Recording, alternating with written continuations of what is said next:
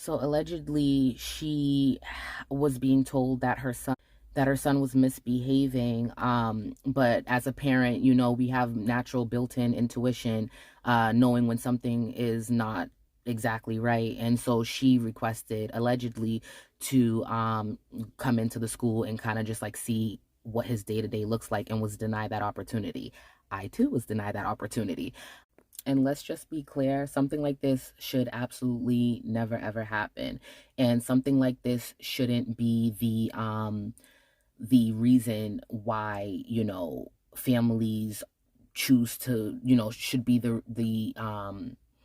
reason why a family either chooses to send their child to school or homeschool, if that makes sense. Because my children, to my knowledge, were not being like, abused in this manner for me to pull them. There were other little things kind of, indicating that something wasn't right, and it wasn't right out like what we see here, which should have never happened. But it was definitely enough for me to be like, let me not sit around and wait for things to get worse, type of thing, if that makes sense. And oftentimes I'll, get people who haven't quite experienced something like this, or like, it comes across the news feed, and then it's, a weeks, months, whatever goes by, and then we stop paying attention to it. And I'll have people kind of, just because of compartmentalization, they'll be like, hey, well, why aren't you putting your children in school? Your child should be da da da da.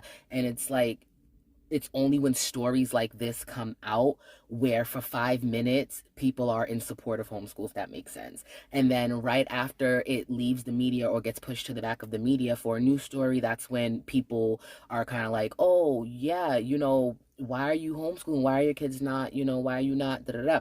And it's like, let us not forget that this is one of many stories that take place. And even the stories that don't make it to mainstream, it doesn't mean that little things don't happen within these, school structures that cause parents and families to think twice about sending their children to these places in the first place. Yes, we should have, schools and safe places where we can send our children during the day to commune with other children, where they're going to be safe, where they're going to be looked after, where they're going to be taught, the right things, where they're going to learn and explore and enjoy their life and grow and all these things.